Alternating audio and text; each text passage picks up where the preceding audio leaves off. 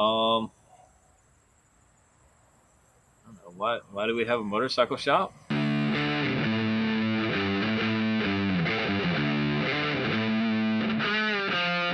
I get asked all the time, like, why do you build motorcycles, and where did you get started building motorcycles, and how does that work? And I build motorcycles because I love the whole process of the first inception of a bike and what you think is going to look like, and then to see that thing actually start to physically manifest and take shape.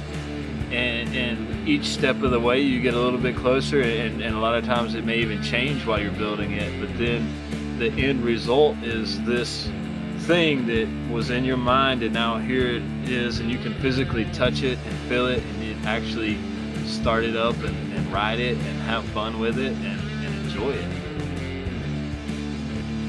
Working with Red Cap has opened the door to so many different opportunities. And we've got to do so many different things, like go race at Bonneville and go race in Daytona and the Sons of Speed circuit, and now we're going to go to Milwaukee and race in the Harley Davidson 115th anniversary party.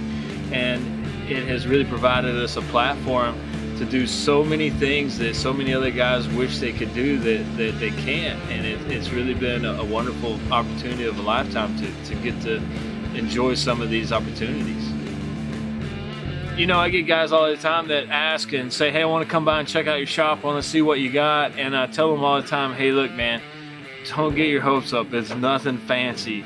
And they're like, oh, yeah, sure, you know, whatever, I still want to come by. And whenever they get here, it's usually just the look on their face. It's like, where's the rest of your shop? Where are your tools at? And it's like, man, this is it. It's literally a shop in my backyard.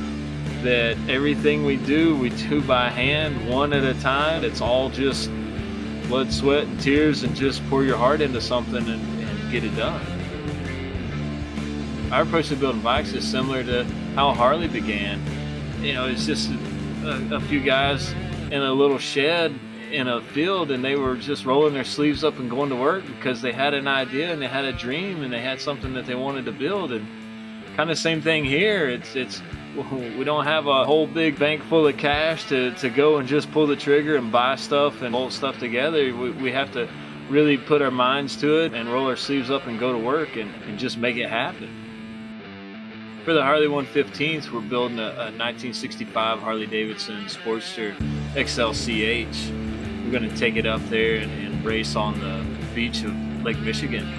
And it's a really cool deal because it's been over 100 years since they've raced motorcycles on that beach, and we're going to get to go up there and run in the vintage Sportster class, which is pretty cool because it's kind of that era is where Harley really got into racing flat track and different circle track events, and it's going to be pretty cool to relive that sort of era with this bike.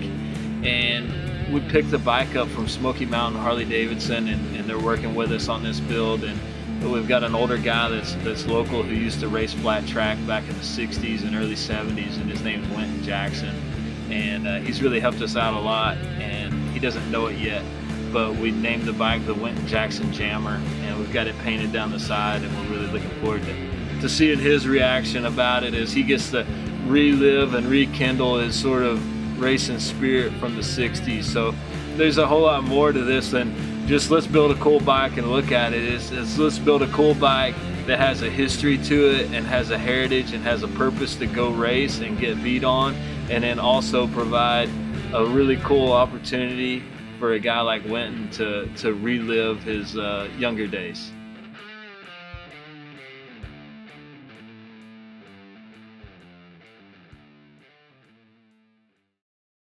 And also in some of your stories and tall tales that you've put on us.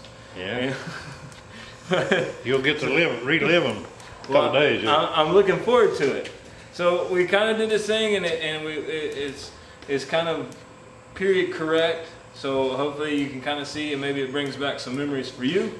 And with that, so I just want you to take a look at it here, Wynton, and tell me what you think about this thing right here. Here's one. This. Don't take it over.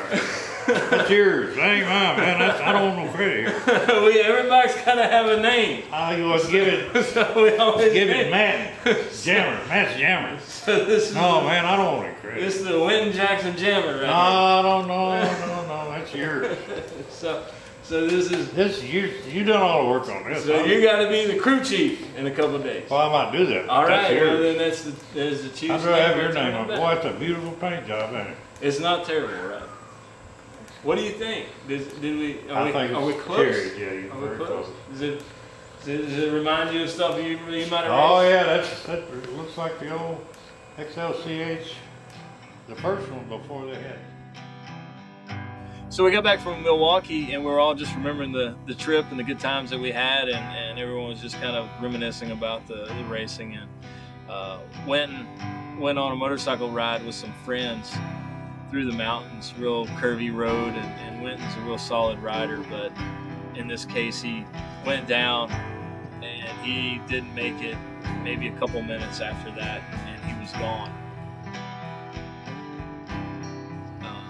So it was a real kind of surreal feeling to know that he went out on this high side of life, really enjoying life and doing what he did. Motorcycles were life to Winton, and he got to go out and doing what he loves. He got to go out riding a motorcycle, and I feel fortunate that we got to be a part of his last memories, his last project. I don't know, I feel real fortunate that we got to be a part of that, and that he was a part of our lives for a short while, and that's a memory that we'll always have, and feel fortunate that we get to be a part of it.